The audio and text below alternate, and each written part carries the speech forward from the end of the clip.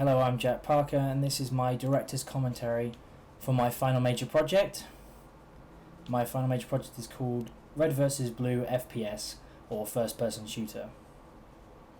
So I set out to recreate a video game first person shooter in real life, using all the attributes from some of my favourite video games such as Halo, Call of Duty, Battlefield, Battlefront, etc.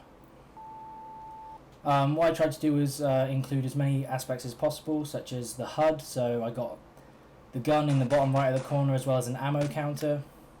I have a motion tracker slash minimap.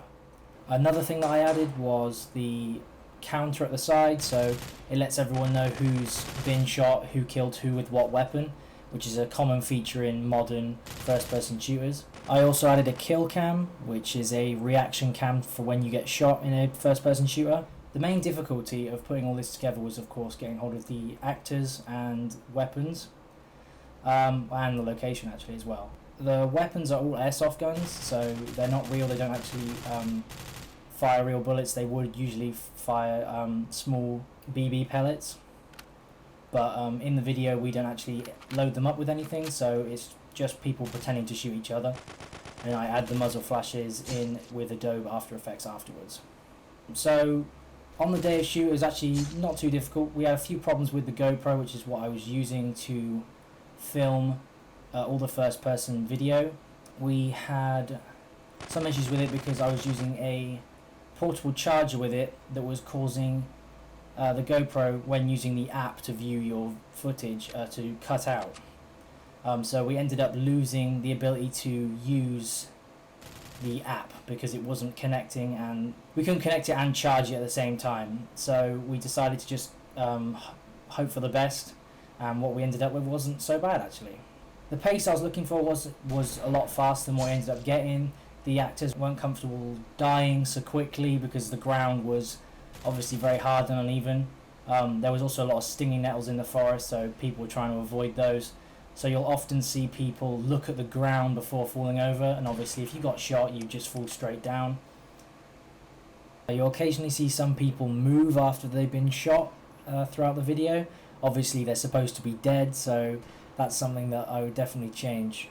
If I was to film it again, I'd make sure they stayed still. Some of the actors also forgot to keep their gun raised, and of course in a video game your gun is always raised unless you're using a glitch or feature that allows you to lower your weapons, which is seen in like Halo games.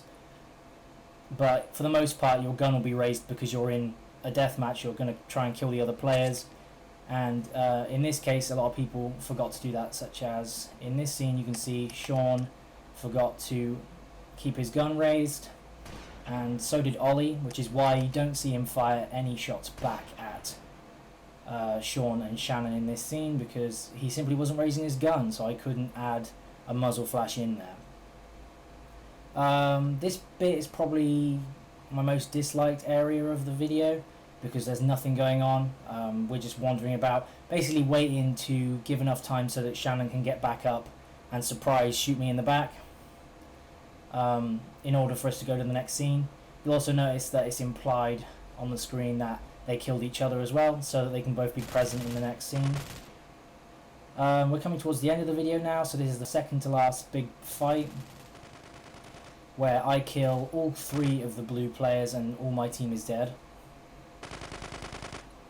One issue we had on the day was that the red gas pistol, which you see me using in the open scene, stopped working, and both shotguns got jammed as well, so you don't see much use of those. Luckily we filmed the ground scenes first, which is why in the next scene, after the kill cam of Shannon, you can see the shotgun working. One of the more time-consuming aspects of creating the video was of course the post-production. Adding in all the muzzle flashes to the guns, the HUD, ammo counters, health bar, all took a very long time. Every time a gun fires I have to do a layer of the background, a light on the character's arm, a cutout of just the gun, the flash to go behind the gun, and a glow to go over the flash so that it looks real.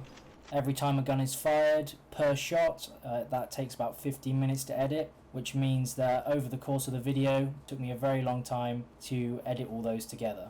In the end, I thought the production was a success. I achieved what I wanted. I got, well, it wasn't a 4v4, but a 4v3 match that looked quite good. It played homage to the video I was playing homage to, Freddie Wong's future first-person shooter, and I think it did it quite well. It also contained all the things from video games, like the score at the end and stuff. So yeah, at the end I thought it turned out quite well. If I were to do it again, I would probably make sure, one, it's faster paced, because it was a very slow paced video, but also spend more time making sure that everyone is keeping their guns raised and looking like soldiers preparing to kill each other, because a lot of that is us just standing around, not really looking like we're actively searching to kill people, which is unfortunate, but other than that I think I wouldn't change much else actually.